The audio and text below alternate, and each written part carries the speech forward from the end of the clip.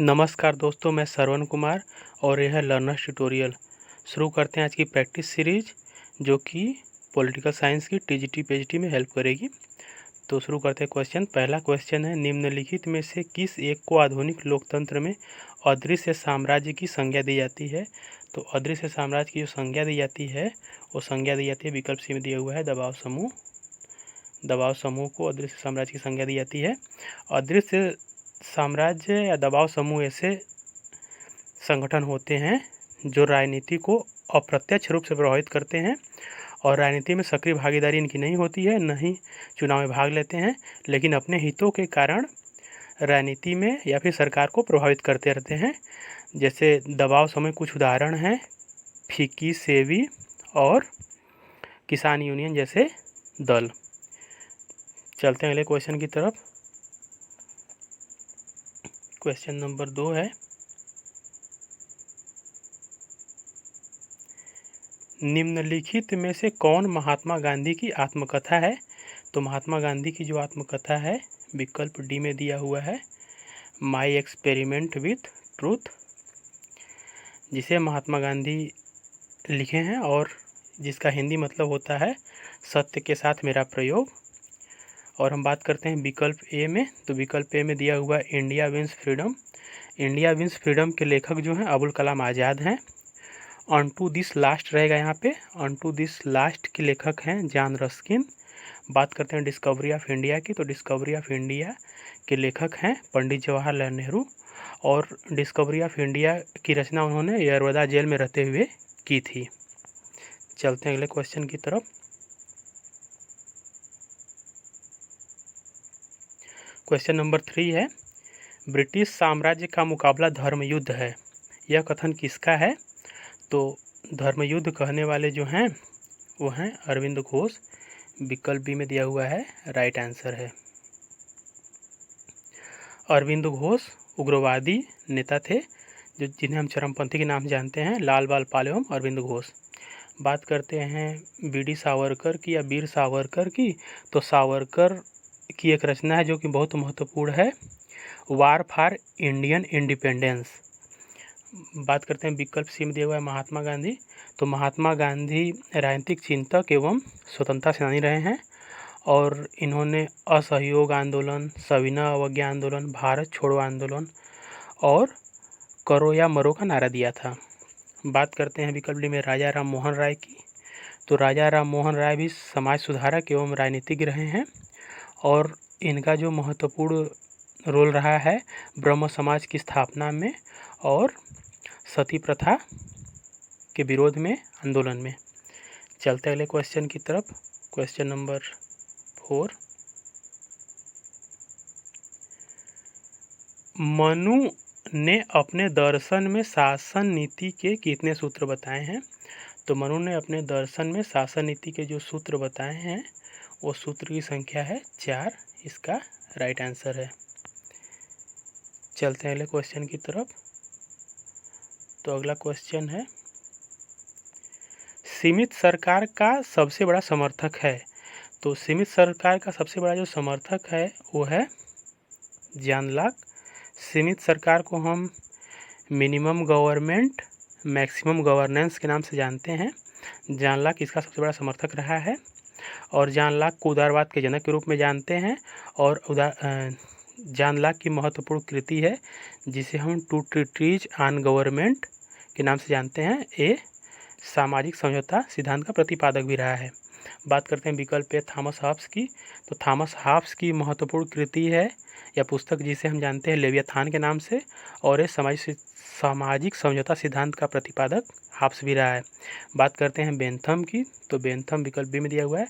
Bentham जो हैं एक उपयोगितावादी विचारक हैं और इनका मानना है अधिकतम व्यक्तियों का अधिकतम सुख, और इन्होंने एक व्यक्ति एक वोट की अवधारणा दी थी और ये सुख और दुख में मात्रात्मक अंतर करते हैं, गुणात्मक अंतर नहीं करते हैं और इनका मानना है कि व्यक्ति सुख और दुख दो स्वामियों के अधीन है।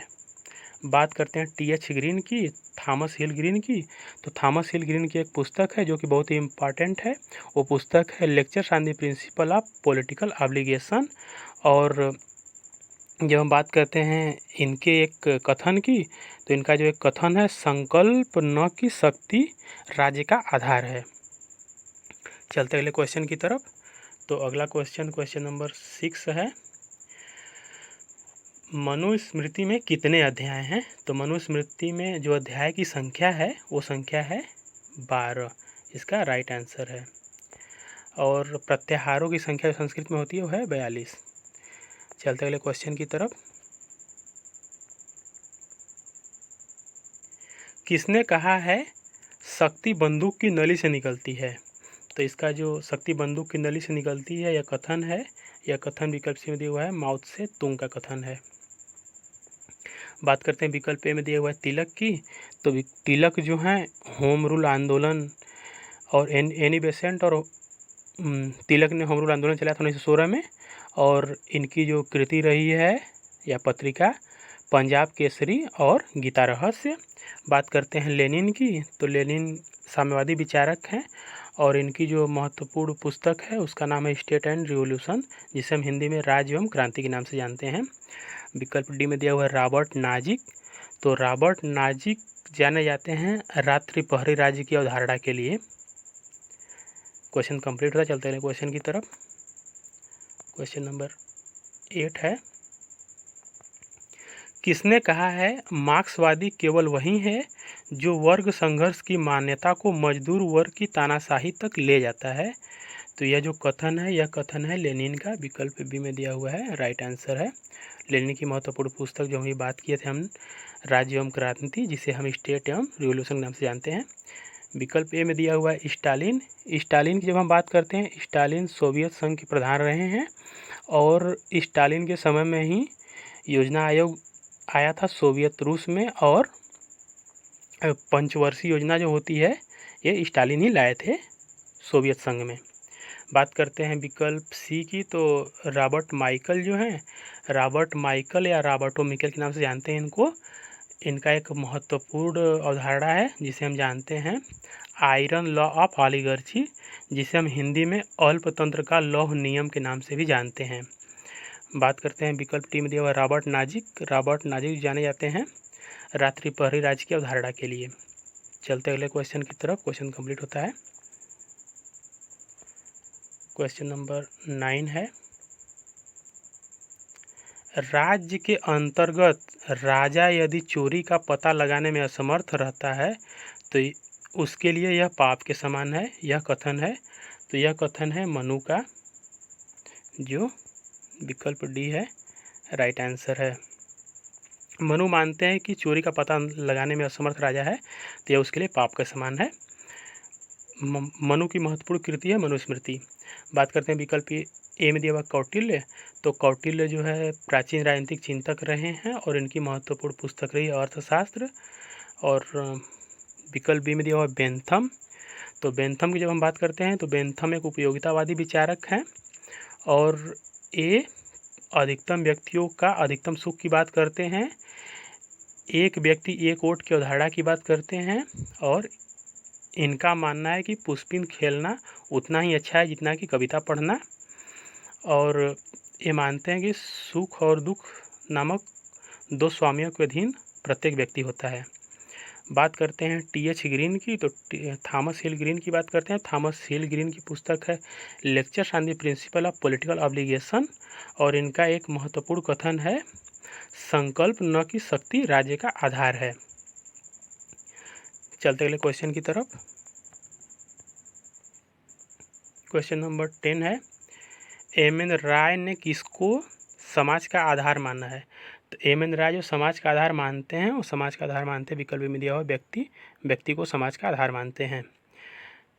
विकल्प में स्वतंत्रता दिया हुआ है। स्वतंत्रता की बात हम करते हैं। स्वतंत्रता के विचारक जो रहे हैं वो रहे हैं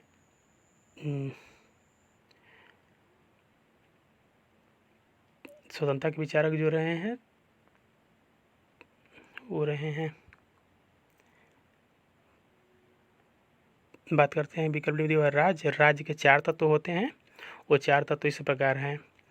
पहला तत्व होता है जनसंख्या, दूसरा भूभाग, तीसरा सरकार, चौथा संप्रभुता। तो इस प्रकार से क्वेश्चन की सीरीज कंप्लीट होती है। 10 क्वेश्चन सीरीज। अगर वीडियो पसंद आए तो लाइक शेयर करें और हमें कमेंट करके बताएं। मिलते हैं नेक्स्ट वीडियो में, तब तक के लिए धन्यवाद।